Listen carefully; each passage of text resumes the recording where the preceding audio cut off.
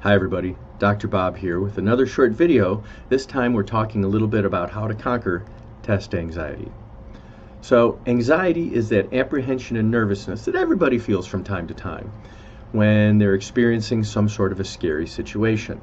Now under normal circumstances, little anxiety is a good thing because it helps us make good choices to either prepare for that scary situation or to get ourselves out of that situation. In the anatomy and physiology classes that I teach, we call this being in a fight or flight situation, and it prepares us for that. Unfortunately, anxiety can become a problem when it begins to interfere with our daily life. So that could be interfering with work, could be interfering with relationships, or, as we're talking about in this video, taking tests. Now, please don't confuse anxiety disorders with test anxiety. Anxiety disorders are different in that they're psychological conditions with intense fear that last for long periods of time, thinking weeks or months, and these also interfere with your daily life. So some examples you may have heard of anxiety disorders include things like general anxiety disorder, panic disorder, or post-traumatic stress disorder. This video does not address anxiety disorders, and if you suspect you have one of these, you want to talk with a qualified medical professional about this. However, test anxiety is when you have a greater than normal amount of anxiety that occurs specifically about a test, and the anxiety goes away when the test is over.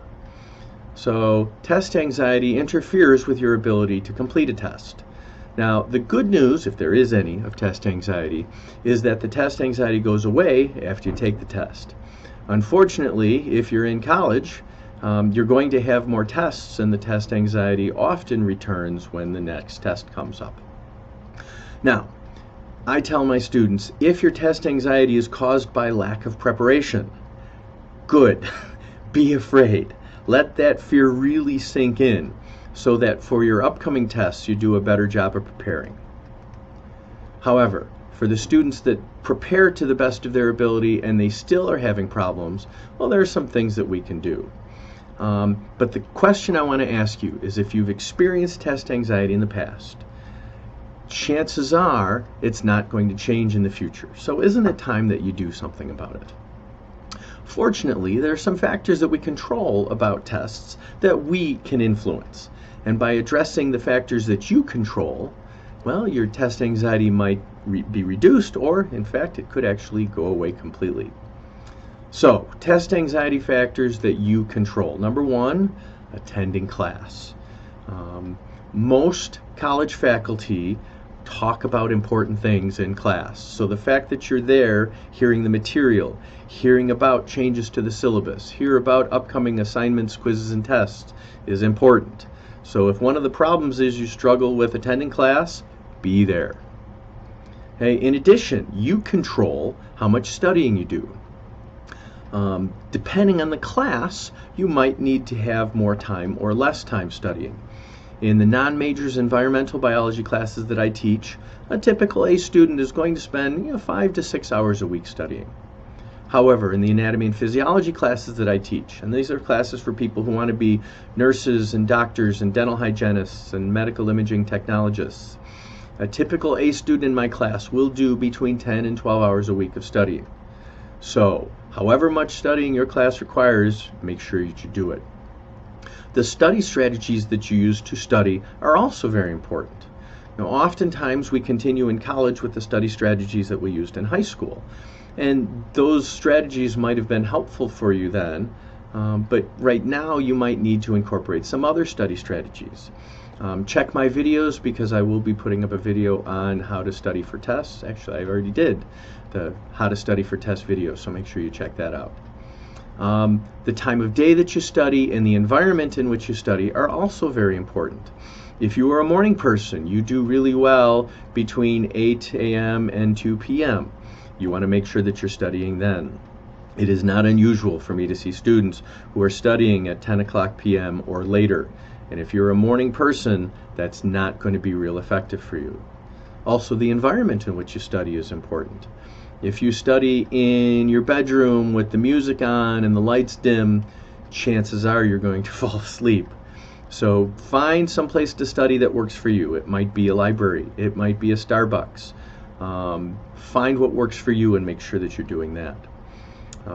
I do have a video on how to prepare for tests that do talk more about this in greater detail. Finally, you get to decide if you need more help. So if you're having difficulty with the material, you might want to talk to your teacher. You might want to try the tutoring center. You might take responsibility yourself to get a study group together. If none of these work, you might want to try talking with a student development advisor or counselor for more suggestions. But if you're attending class, if you're using good study strategies, and you're doing things to ask for help, and you're still feeling test anxiety, here are a few more suggestions that might help. Number one, I really encourage people to write down what they're thinking and what they're feeling in a journal. It doesn't have to be anything really expensive. You can buy for $1 or $2 at the dollar store a little journal like this that gives you an opportunity to be talking about the things that scare you. You might want to talk about the things that are causing you to procrastinate. It is not uncommon for me to hear students that are spending time playing video games or watching the latest series to drop on Netflix. Write out what these things are that are causing you to procrastinate and make a commitment to overcoming them. So part of writing in the journal should be how you plan, because you are the one that gets to choose your plan. How are you going to plan to overcome these things that are getting in your way of studying appropriately? I would encourage you to share the things that scare you with others. You might want to try talking with your teacher or a student development advisor or counselor. I can tell you, we might be old, but we have taken the classes that you are taking. We have experienced many of the things that you are experiencing. We might just have some suggestions that would be helpful to you. If you don't want to talk to us, I would encourage you to talk to friends and family. They may not be able to understand exactly what you're going through, but they can provide the love and support that maybe you're lacking that can help you be more successful here.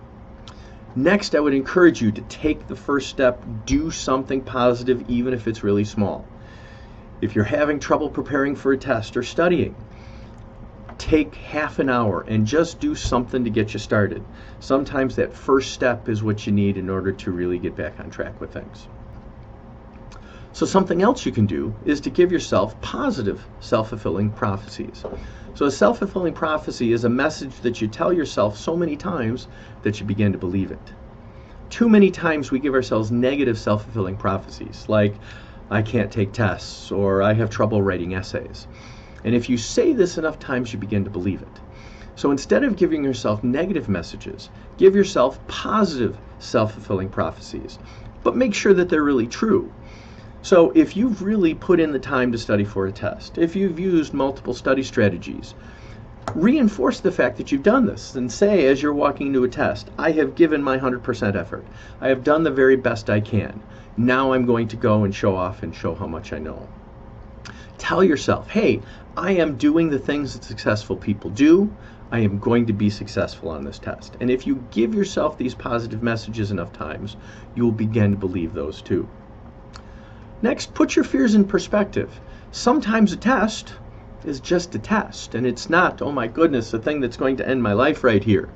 So keep in mind that a test is just one small step, or your class is just one small step on your way to achieving your educational goals, right? So, don't let one particular test get you too worked up. The next thing we can do is practice healthy habits. So getting enough sleep is really important, because if you're exhausted, everything is more difficult and we're going to feel more stressed. Eating healthy is important. Finding exercise help burn off some of the stress that you might be feeling. Avoiding too much caffeine, which can make things worse. Okay? If there are other things in your life that are causing stress, you might want to try to address those and bring your general stress levels down. Being in an unhealthy relationship can certainly cause test anxiety, so maybe trying to address this. If you're depending on drugs or alcohol to help with stress, you definitely want to be avoiding those and get help if you need it. Finally, if you've got some other underlying mental health challenge, like anxiety disorder or depression, talking to a professional therapist can help with the testing anxiety too.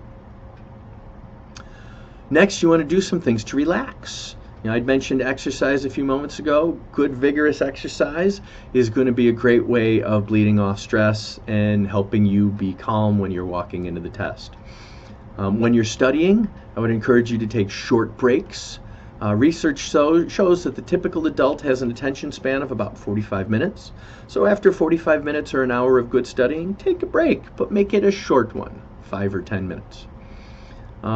Meditation is becoming more popular as a way of helping to reduce stress, and there's many good short how to meditate videos on YouTube that may help. If you're finding that a test is causing your stress, and that's what we're talking about here, try taking practice tests. Now, your teacher might be able to help you with some practice test questions. Get together a group of other students and you can all pitch in some practice test questions. But put yourself in real test-like conditions, set yourself a time limit, fill out a Scantron form. You want to do things that cause you the stress, and hopefully by doing these, you desensitize yourself to these, and it becomes easier when you're actually taking the test. Your goal is to be as confident as possible when you walk into the test, and be able to give yourself that message that you are prepared, you are ready to take it, and that's going to make taking that test a whole lot easier. Now, if none of these suggestions that I've given you are working, perhaps it's time to talk to a professional about getting help with your testing anxiety. If that's the case, I would encourage you to go to your school's counseling or advising center and see if they have a suggestion of somebody to talk with.